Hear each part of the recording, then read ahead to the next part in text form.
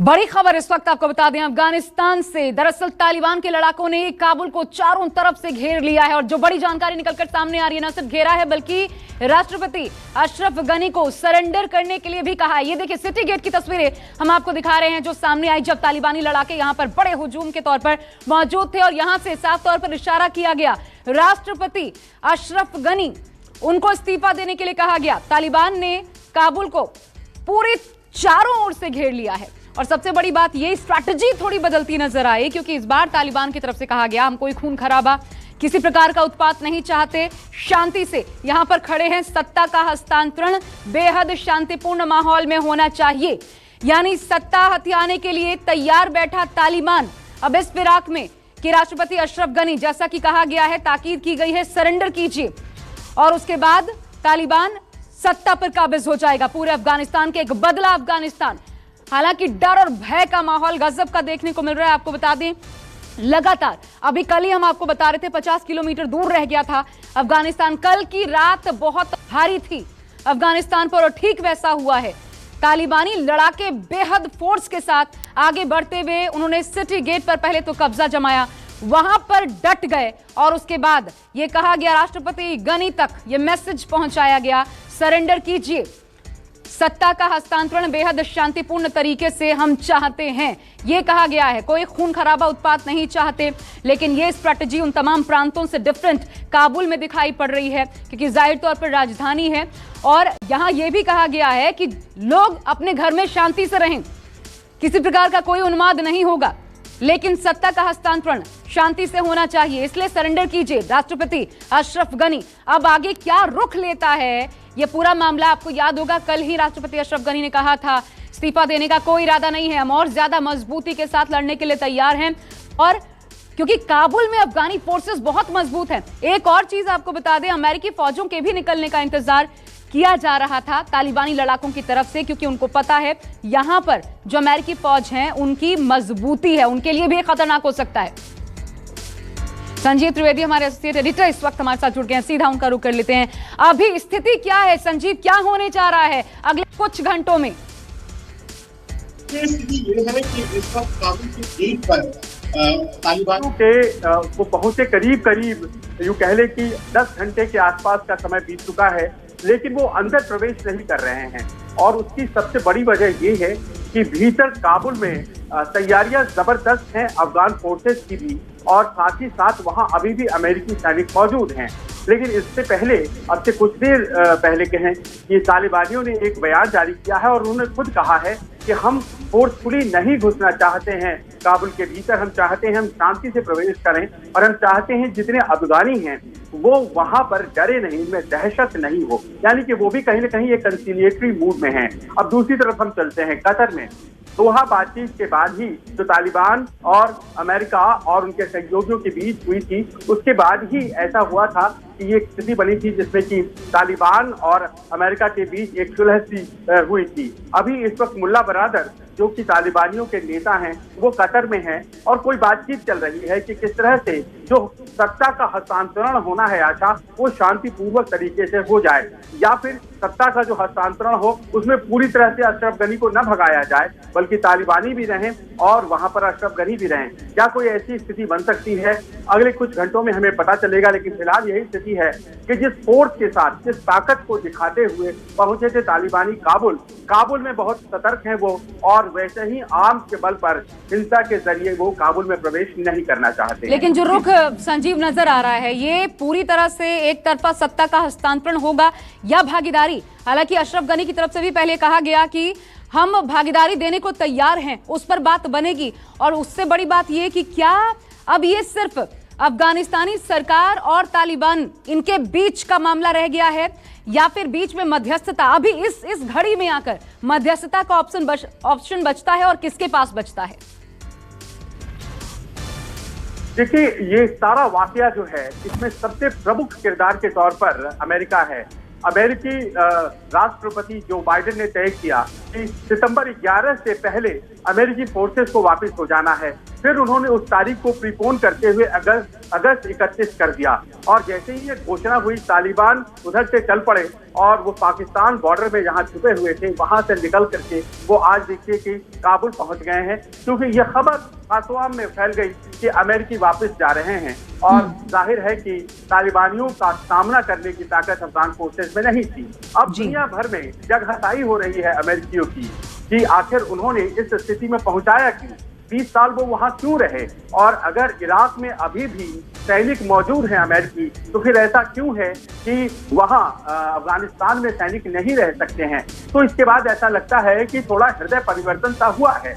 और आज की तारीख में अभी 5000 फोर्सेस जो हैं वो इस वक्त काबुल में अमेरिकी फोर्सेस हैं, उनके दूतावास के अधिकारी हैं। तो ऐसा लग रहा है कि ताकत दिखाकर तालिबान प्रवेश करेंगे, इस बात की संभावना कतई नहीं है। हाँ, ये जरूर है कि कहीं न कहीं कोई मध्यस्थता की बात नजर आ रही है। एक और जानकारी आशा ये है कि सुनने में आया है कि जो अफगानी फोर्सेस के कमांडर हैं काबुल में, उसके साथ अमेरिकी फोर्सेस के कमांडर्स की बैठक हुई है। और ऐसा लगता है कि काबुल को चाक चौबंद करने में अमेरिकी भी मदद कर रहे हैं। और अगर ऐसा होता है आशा, तो फिर यह आसान नहीं होगा तालिबानियों के लिए कि वो ताकत दिखाते हुए काबुल में प्रवेश करें। ठीक है, के सिन्हा साहब भी इस वक्त हमारे साथ डिफेंस एक्सपर्ट जुड़ चुके हैं, उनका भी रुख कर लेती हूँ।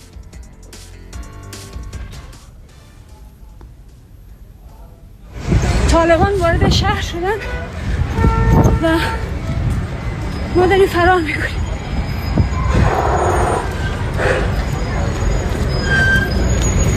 مردم همه ترسیدن.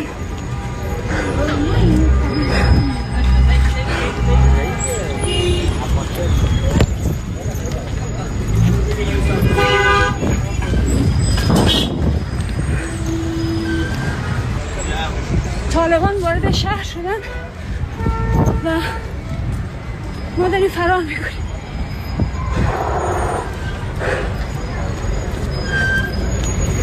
مردم همه ترسیدن.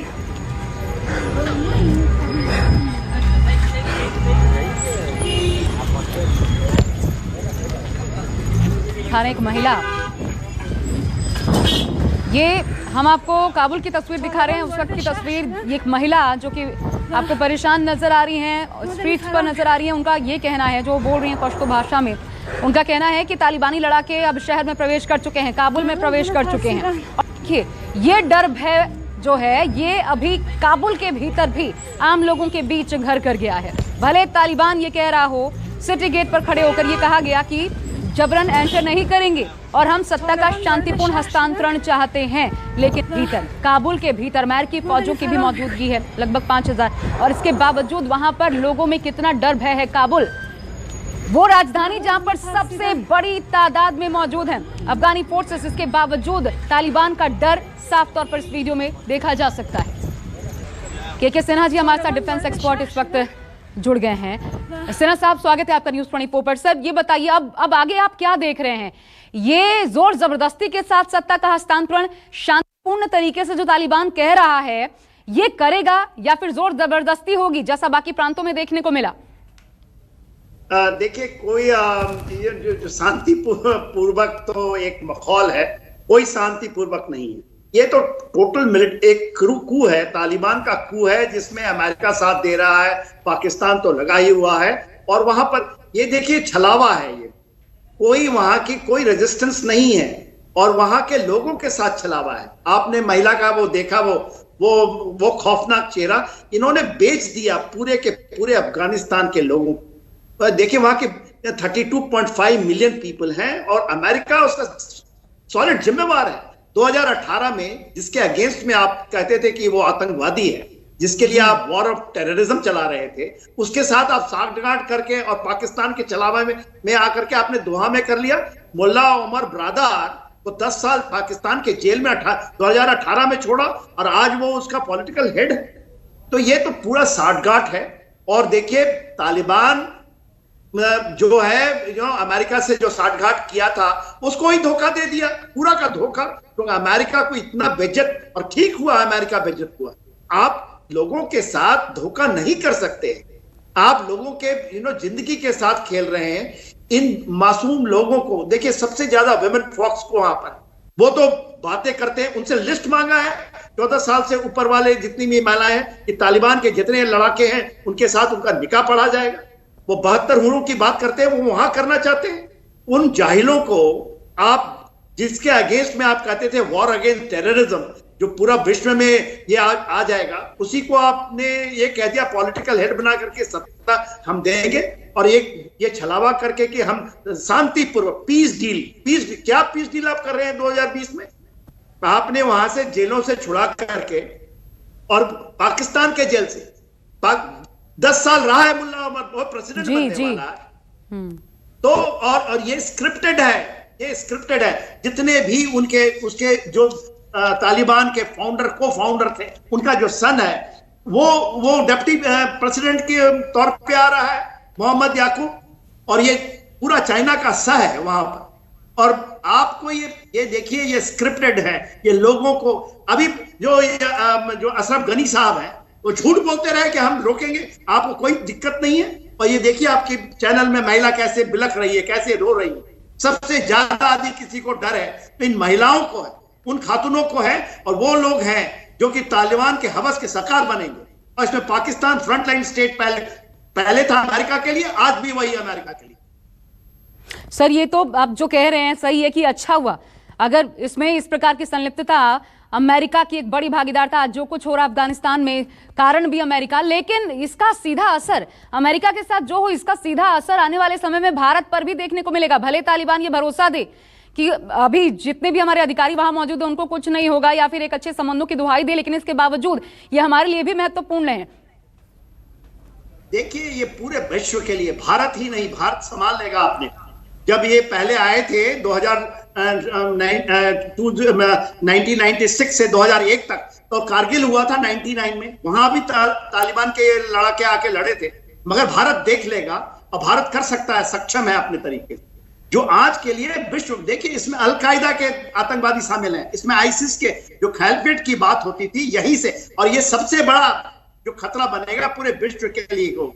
भारत को तो चौकन्ना होना होगा, और भारत को इसमें कोई दो बात नहीं। सर, मैं आपको थोड़ा सा रोक रही हूँ। देखिए, अभी हम कह रहे थे सिटी गेट पर वहां पर तालिबानी लड़ाके मौजूद हैं। अब देखिए, बड़ी खबर ये आ रही है कि राष्ट्रपति भवन के बाहर तालिबानी लड़ाके पहुंच चुके हैं। और ये जो डर खौफ अब महिला के चेहरे पर दिखा रहे थे, वो जो बता रही थी कि तालिबानी लड़ाके अब शहर के अंदर प्रवेश कर चुके हैं राष्ट्रपति भवन के बाहर। बिल्कुल सिन्हा साहब, जो आप कह रहे थे कि ये कोई शांतिपूर्ण तरीके से कुछ नहीं होने जा रहा, वही होगा जैसा कि होता आया है। और यहां भी जोर जबरदस्ती जरूर देखने को मिलेगी। राष्ट्रपति भवन पर अब कब्जा चाहते हैं तालिबानी। लेकिन संजीव, क्योंकि मेरे साथ जुड़े हुए हैं, संजीव, क्या रूप रहने वाला है, जरा ये बताइए अब आगे। क्योंकि अगर राष्ट्रपति भवन के बाहर तक पहुंच चुके हैं, वहां पर कब्जा चाहते हैं, इससे पहले कहा गया सरेंडर करने के लिए, तो आगे क्या हो सकता है?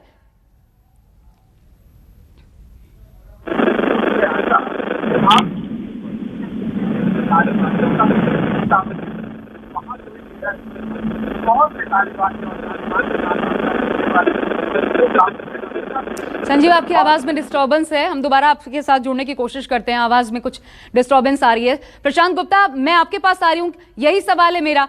आगे अब एक आध घंटे जो हम देखेंगे, अगर तालिबानी लड़ाके बिल्कुल राष्ट्रपति भवन के बाहर पहुंच चुके हैं, पहले कहा गया सरेंडर करो, अभी भी अगर उसके लिए तैयार नहीं है अशरफ गनी, ये अभी क्या स्थितियां, हमें क्या हाल देखने को मिल सकता है वहां पर? देखिए, अभी बीच का एक रास्ता निकालने की कोशिश की जा रही है, क्योंकि इसमें कहीं ना कहीं जो वेस्टर्न इंटरेस्ट हैं वो भी छुपे हुए हैं। हालांकि जो तालिबानी है वो पूरी तरह से कब्जा करना चाहते हैं। अब अफगान जो वहाँ का राष्ट्रपति भवन है, वहाँ काबुल के राष्ट्रपति भवन पर कब्जा करना चाहते हैं। और अब जिस तरह से पूरे लगभग ये माना जाए कि 75 to 80% अफगानिस्तान पर तालिबान का कब्जा हो चुका है। मजार शरीफ, जो अफगानिस्तान की सेना का सबसे मजबूत किला कहा जाता है, वहां पे कब्जा हो चुका है। जलालाबाद पे कब्जा हो गया। वहां के गवर्नर ने नहीं प्रशांत, अब तो कहना चाहिए बचा क्या? अब तो राष्ट्रपति भवन के बाहर वहां पर खड़े, अब बचा कहां? 85% तो छोड़िए, अब तो पूरी तरीके से ये सत्ता हथियाएंगे। बिल्कुल, देखिए, अब अगर शांतिपूर्ण ढंग से ये सत्ता का हस्तांतरण नहीं होता है, तो जाहिर है कि अब जो गनी हैं, राष्ट्रपति गनी, उनको काफी मुश्किलें उठानी पड़ सकती हैं। अब चूंकि जो लड़ाके हैं वो राष्ट्रपति भवन के बाहर खड़े हुए हैं, काबुल पे एक तरीके से कहा जाए दहशत का माहौल है, लंबी लंबी लाइनें लगी हुई हैं, लोग अफरा तफरी मची हुई है और जितने भी बाकी के देश हैं वो इस पर नजर बनाए हुए हैं। कई देशों ने, चाहे वो ब्रिटेन हो, यूएस हो, इन लोगों ने अपने अपने राजनयिकों को वहां से एयरलिफ्ट करवा लिया है और एक तरीके से कहा जाए कि अफगान सेना और अफगानी जो सरकार है उसको और तालिबान के बीच में अब जो भी समझौता होना है वो उन दोनों को आपस में बैठ के तय करना है। अब अफगान सरकार के पास कोई मदद या कोई और चीज आएगी इसकी अगर ये बात मानी जाए तो अब बिल्कुल बेकार होगी। प्रशांत बने रहिएगा। ग्रुप कैप्टन देवनाथ जी भी हमारे साथ इस वक्त जुड़ चुके हैं। यूके देवनाथ साहब, सर स्वागत है आपका न्यूज़ 24 पर। जैसा कि प्रशांत कह रहे हैं, क्या अब भी ये संभावना है देवनाथ जी कि तालिबान अफगानी सरकार के साथ, राष्ट्रपति अशरफ गनी, ये जो सरकार है उनके साथ बैठकर टेबल पर चर्चा करे कि हम कैसे सामंजस्य के साथ सरकार चलाएंगे या फिर हम भागीदारी देंगे? अब लग रहा है आपको ये पॉसिबल भी है? ये तो पूरी तरीके से सत्ता हथियाने को तैयार, अगर राष्ट्रपति भवन के बाहर पहुंच गए और सरेंडर करने को अगर कहा जा रहा है तो मंशा क्या ये नजर नहीं आती? जी हाँ, तालिबान अभी 100% विनिंग मोड पे है, विनर है और काबुल के गेट पे खड़ा है। उसके जो रिप्रेजेंटेटिव हैं वह ऑलरेडी राष्ट्रपति से मिल चुके हैं और उन्होंने उनको बता दिया है कि वह किसी भी हालत में अशरफ गनी को राष्ट्रपति और देखना नहीं चाहते। तालिबान ने यह भी क्लियर कर दिया है कि अब वह किसी तरह की मिलीजुली सरकार नहीं बनाएंगे, वरन वह चाहते हैं कि देश की सरकार तालिबान ही चलाएगी। तालिबान ने बोल दिया है कि देश के राष्ट्रपति, प्रधानमंत्री, डिफेंस मिनिस्टर और आर्मी चीफ जो होंगे वो तालिबान के मर्जी से ही बनेंगे। इसके अलावा अमेरिका ने, इंग्लैंड ने, सभी ने तालिबान को यह रिक्वेस्ट की है कि वह अब बगराम एयरफील्ड की तरफ अपने लड़ाकों को ना भेजें। तालिबान ने कंडीशन ये रखी है कि वह बगराम एयरफील्ड में तब तक नहीं जाएंगे जब तक कि अमेरिकन वहां से टोटली एवैक्यूएट नहीं कर लेते हैं। यूएस एयरफोर्स और यूएस आर्मी के जो हेलीकॉप्टर्स हैं वो लगातार यूएस एम्बेसी के स्टाफ को बगराम एयरपोर्ट से उठाकर सेफ लोकेशन में ले जा रहे हैं। जी, अमेरिका और इंग्लैंड और किसी भी वेस्टर्न कंट्री के पास अभी कोई भी तुर्क का इक्का नहीं बचा है। सिर्फ वहां पर अगर किसी की चल सकती है इस मुहूर्त पर तो वो है पाकिस्तान। और अभी सारे वेस्टर्न डिप्लोमेट जो हैं वो रावलपिंडी में पाकिस्तान के आईएसआई के साथ संपर्क में हैं।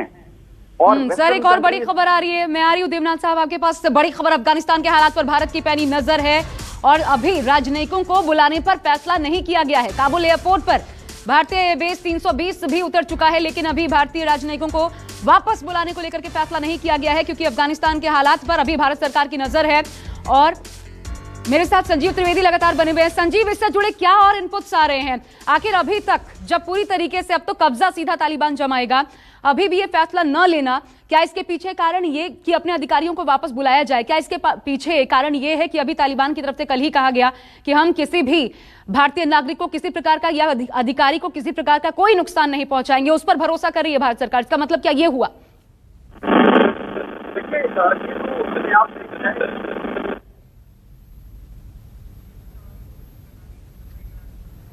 संजीव जी, आवाज नहीं आ पा रही है आपकी, एक बार फिर से दिक्कत हो रही है। मैं दोबारा कहती हूँ पीसीआर से वो दुरुस्त कराएंगे आपका ऑडियो। लेकिन प्रशांत मेरे साथ लगातार बने हुए हैं। प्रशांत, इससे जुड़ी कोई इनपुट आपके पास? वहां पे नजर रख रही है भारत सरकार और फिलहाल अभी राजनयिकों को बुलाने के लिए कोई आदेश अभी तक भारत सरकार की तरफ से नहीं किया गया है। हालांकि कई देशों ने अपने राजनयिकों को अफगानिस्तान से वापस बुला लिया। काबुल में जिस तरह से हालात बिगड़े और जिस तरह से दहशतगर्द और तालिबानी लड़ाके हैं उन्होंने काबुल के ऊपर कब्जा कर लिया और अफरा तफरी की माहौल है, उसको देखते हुए कई देशों ने अपने राजनयिकों को बुला लिया। हालांकि भारत की तरफ से फिलहाल अभी ऐसे कोई आदेश नहीं हुए हैं, स्थिति पे नजर बनाए हुए हैं। भारत का एक बहुत बड़ा फाइनेंशियल स्टेक की बात कह लें या इंफ्रा के लेवल पे बात करें तो अफगानिस्तान के अंदर बहुत ज्यादा वहां पर जो भारत का स्टेक लगा हुआ है और इसीलिए भारत लगातार नजर बनाया हुआ है। अभी तक फिलहाल ऐसा कोई आदेश नहीं आया भारत सरकार की तरफ से। बिल्कुल, 34 प्रांतों में लगभग 400 ऐसे प्रोजेक्ट्स है, ये समझिए भारत की तरफ से, जिसमें चाहे स्वास्थ्य क्षेत्र की बात कर लिए, पेयजल योजनाएं, ऐसे तमाम क्षेत्रों में भारत ने मदद की थी अफगानिस्तान की। वहां पर इतने बड़े तादाद में भारत की मदद पहुंची थी और हमारा एक बहुत बड़ा स्टेक है ऐसे प्रोजेक्ट्स में, उसको लेकर भी हमने, क्योंकि तालिबान के सामने ये मसला उठाया बताया गया था उन प्रोजेक्ट्स का क्या होगा, क्या वो एक तरीके से पैसे की बर्बादी थी, आगे उसको कैसे चलाया जाएगा। तो उस पर यह कहा गया था कि जिस तरीके से पूरे प्रोजेक्ट्स चल रहे हैं, तालिबान की तरफ से आश्वस्त किया गया उस पर किसी प्रकार की कोई खलल, कोई रुकावट नहीं पड़ेगी, कोई बाधा नहीं आएगी। लेकिन मेरे साथ सिन्हा साहब भी हैं, रक्षा विशेषज्ञ। लेकिन सर, ये बहुत अजीबोगरीब स्थिति नहीं है।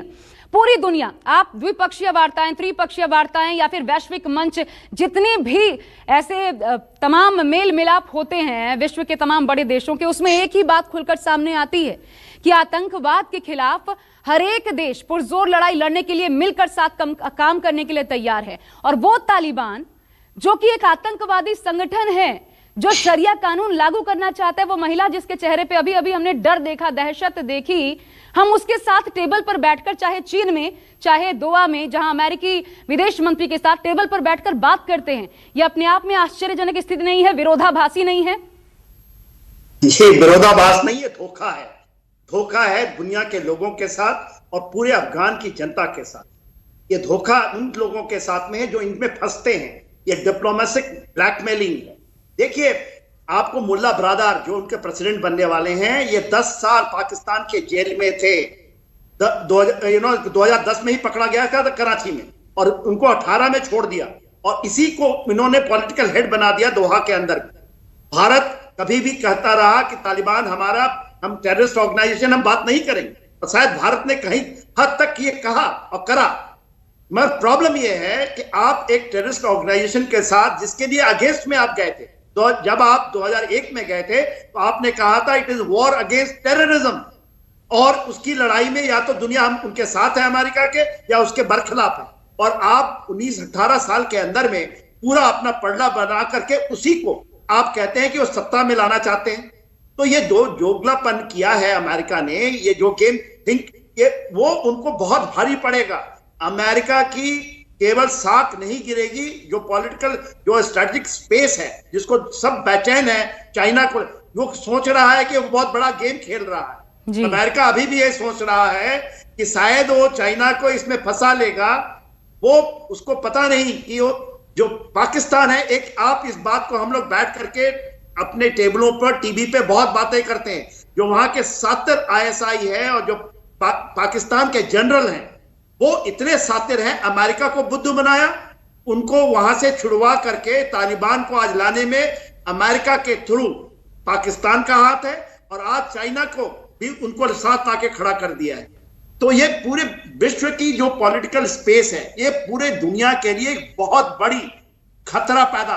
भारत संभाल लेगा अपने को, तालिबान से कोई डर नहीं, तो हमारी प्रोफेशनल आर्म फोर्सेस हैं। प्रॉब्लम आ जाएगी जब ये चीजें आपको यूरोप में जाएगा, ये आतंकवाद, उसमें अलकायदा शामिल है, आईसिस शामिल है। आप तालिबान में मत रह जाइए, उसके अंदर में वो लोग हैं जो पाकिस्तान के लिए भी खतरा है, बहुत बड़ा खतरा। तो चीजें बहुत तेजी, और हमें जो कह रहे थे कोई भाई साहब कि 2 बिलियन का प्रोजेक्ट लगा दिया हमने, अरे आपने उनके मदद के लिए लगाया, हमारा कोई इन्वेस्टमेंट आप मत सोचिए कि हमने किया है, हमारे पैसे का कोई रिटर्न आएगा। इंडिया ने नहीं किया था उसके लिए, हमारे डैम बना करके वहां के लोगों के लिए किया था, तो उनको जाने दीजिए। आप 1500 जो हमारे भारतीय फंसे हैं, उनको निकालने की चेष्टा कीजिए। देखिए, हमारी जो एयरप्लेन गई है, उसको तालिबान ने कब्जे में भी ले लिया था, उसको उतरना दिया है। क्यों नहीं वो बरगाम एयरफील्ड में उतारा अमेरिका से के साथ मिलकर? तो हम गलती पे गलतियां कर रहे हैं, और ये गलती हमारे 1500 लोगों के लिए फिर वो ना हो जाए जो IC 814 में हुआ था तालिबान के साथ। अब गिड़गड़ाएंगे जाकर के लोगों को जान को बख्श देने के लिए। तो ये गलतियां नहीं होनी चाहिए, ये बहुत बड़ी जिम्मेवारी है। 1500 लोगों को अमेरिका ने तो 5000 ट्रुप उतार दी है अपने लोगों को लाने के लिए। तो ये गलती यदि भारत कर रहा है तो हो सकता है कि भुगतना पड़े। आप तालिबान को बिलीव नहीं कर सकते, क्योंकि पाकिस्तान उसके पीछे खड़ा है। वो आपको इतना नीचे दिखाएगा यदि आप ये गलती कर जाएंगे। आज मौका है अभी भी निकलने के लिए, क्योंकि जो काबुल का एयरपोर्ट है, तालिबान के लड़ाकों ने उसको पकड़ लिया है। 5 एयरप्लेन, आपको शायद ये मैसेज न मिला हो, उन्होंने जी साहब बिल्कुल सही कह रहे हैं। ये मैसेज बीच में आ रहा था लेकिन इसको लेकर के कंफ्यूजन था। रविंदर सचदेव जी, लेकिन इस वक्त हमारे साथ विदेश मामलों के जानकार जुड़ चुके हैं, उनका रुख कर लेते हैं। सचदेव जी, स्वागत है आपका न्यूज़ 24 पर। सवाल ये, क्या हम रिस्क ले रहे हैं? जैसा कि सिन्हा साहब अभी कह रहे थे कि अभी फैसला ना लेके कि अपने अधिकारियों को वापस लाया जाए, राजनयिकों को वापस ले जाए, ये जो हम डिले कर रहे हैं कि पहले हम देखेंगे उसके बाद फैसला लेंगे, क्या ये हम रिस्क ले रहे हैं? क्या आगे जाके हमें गिड़गिड़ाना पड़ सकता है? ये स्ट्रैटेजी गलत इस वक्त नजर आ रही है भारत सरकार की, wait and watch policy. Yes, I will say अगर गलत नहीं तो ये डिले में चल रही, जैसे कहते हैं ना लैगिंग है, तो हमारी जो पॉलिसी बनती जा रही है वो लैगिंग है इस समय। ये इवैक्यूएशन की जो हालात आ रहे हैं, देखिए अमेरिका को इवैक्यूएट करना है, वो तो अपनी अपने सोल्जर्स और उसका ऑलरेडी फंक्शनिंग मिलिट्री प्रेजेंस है काबुल में, जिसको वो इस्तेमाल कर सकता है। हमारे पास तो वैसा कोई ऑप्शन या वैसे कोई रिसोर्सेज नहीं है। तो हमें तो डेफिनेटली आई थिंक एटलीस्ट हफ्ता या 10 दिन पहले से ही, एटलीस्ट एक हफ्ता पहले से ही हमें इमीडिएट इवैक्यूएट कर लेना चाहिए था, क्योंकि जो भी सिचुएशन होगी, देखिए उसमें जो पार्टीज हैं जिनके पास रिसोर्सेज हैं जी, वो तो कोई भी गेम खेल सकती है तालिबान से। अब भारत एंड स्पेशली हम एक तरह का टारगेट भी है, जैसे भी जनरल सिन्हा कह रहे हैं जी। इस रीजन की जियोपॉलिटिक्स को देखते हुए। तालिबान चाहे कहे कि हम कुछ नहीं करेंगे, याद रखिए तालिबान एक कोई सिंगल ऑर्गेनाइजेशन नहीं है जो कि एक लीडर ने कहा वो पूरे के पूरे लाखों वैसे चले, नहीं। Taliban is composed of multiple militias, warlords, groups, दसियों किस्म के इनके ग्रुप्स हैं इनके साथ। अलकायदा के बंदे इनके साथ लगे हुए हैं, करीब 10,000 फॉरेन जिहादी इनके साथ हैं, राइट। तो अगर हम विश्वास कर जाएं कि तालिबान ने वो कहा और इसके चलते हमें कोई हार्म नहीं होगा, तो हम एक थोड़ी गलत फहमी में रह रहे होंगे, क्योंकि तालिबान का कंट्रोल अपने जो भी कई फुट सोल्जर्स या अपनी मिलिशियाज पर नहीं है, और उसमें डेफिनेटली ISI या मल्टीपल अदर एंगल से भारत को नीचा दिखाने में, भारत को कॉम्प्लिकेशंस में डालने में कोई ना कोई डेफिनेटली कदम उठा सकते हैं। बिल्कुल देवनाथ जी, मैं आपको भी इंक्लूड करना चाहती हूं। क्या हम भरोसा कर रहे हैं तालिबान के इस कथन पर कि किसी भारतीय को या किसी राजनयिक को, किसी अधिकारी को हमसे कोई खतरा नहीं है, ये भारत सरकार को हम आश्वस्त करना चाहते हैं, तो क्या ये हम भरोसा कर रहे हैं तालिबान पर? क्योंकि हमें पता है कि इसको अब रोका नहीं जा सकता, सत्ता का हस्तांतरण कह लीजिए या फिर उस पर कब्जा कह लीजिए, और इसलिए ये भारत की स्ट्रैटेजी है। और इसका क्या इल इफेक्ट हो सकता है, या फिर क्या ये स्ट्रैटेजी भारत के पक्ष में रह सकती है? मैं आपको बता दूं कि दोहा टॉक्स में पिछले 1 महीने से बैकडोर चैनल से और डिप्लोमेटिक सेकेंडरी चैनल से हमारे जो विशेषज्ञ और हमारे राजनीतिक थे, हमारे रिप्रेजेंटेटिव थे, वह तालिबान लीडर्स से मिलते रहे हैं। और 15 दिन पहले, 7 दिन पहले और यस्टरडे यानी विगत दिवस को भी तालिबान के रिप्रेजेंटेटिव ने यह क्लियर किया है कि वह भारत के किसी भी नागरिक को और एम्बेसडरी में जो स्टाफ है उनको नुकसान नहीं पहुंचाएंगे। साथ ही में उन्होंने यह भी भरोसा दिया है कि वह भारत द्वारा स्टार्ट किए हुए किसी भी इंफ्रास्ट्रक्चर प्रोजेक्ट को रोकेंगे नहीं और नुकसान नहीं पहुंचाएंगे।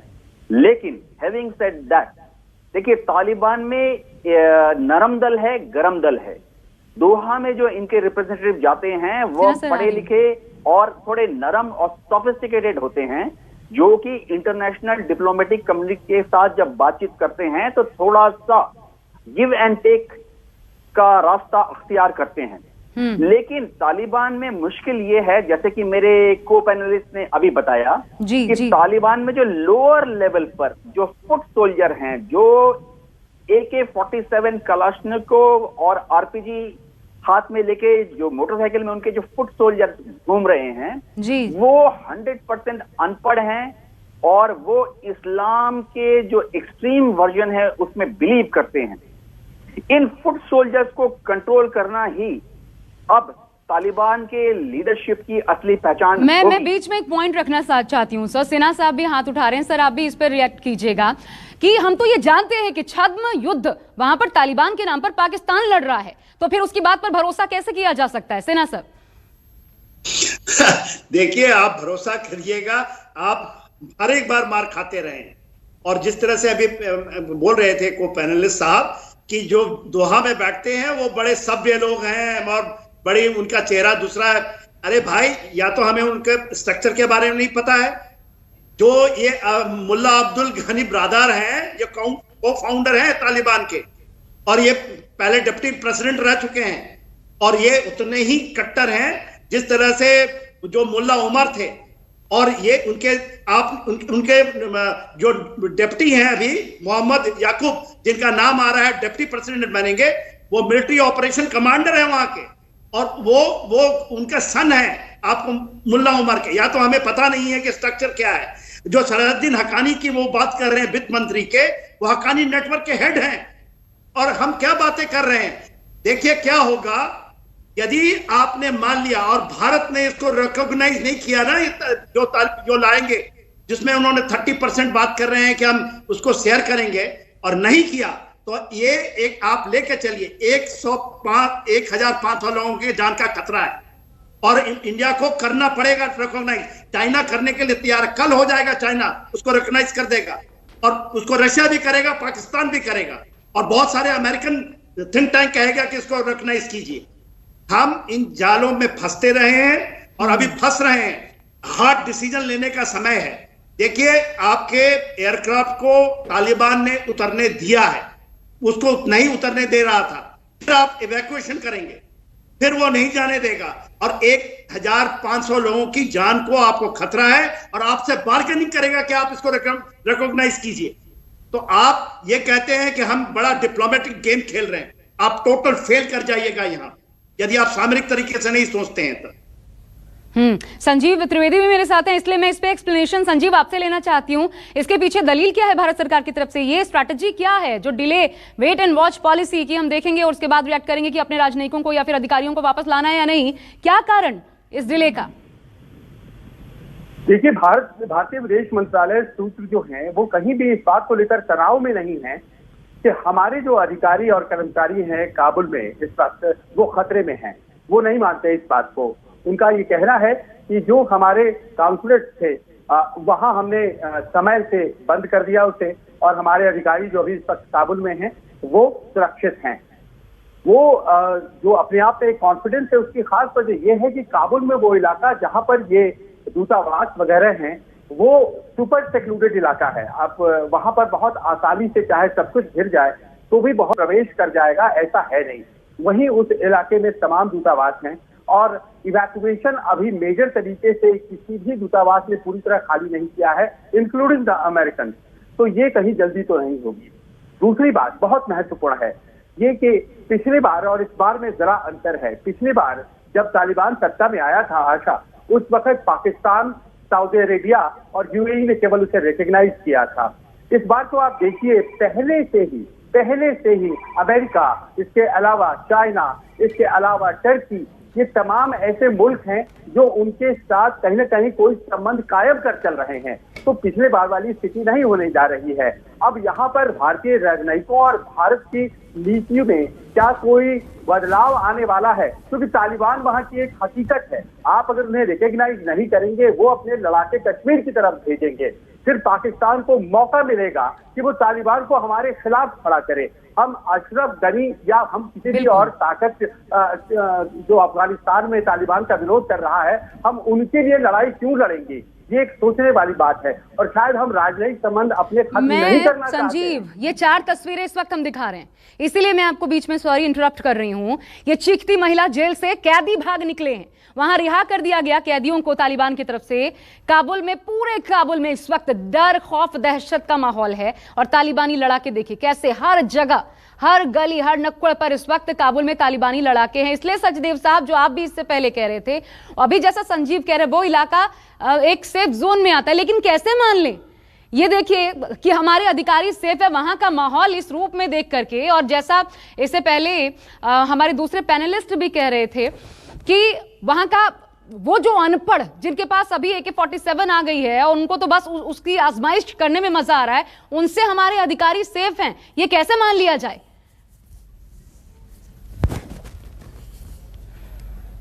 इतना ब्लड बॉयल हो रहा है, इतने एंगर होते हैं कि किसी को आप मॉब्स को कंट्रोल नहीं कर सकते।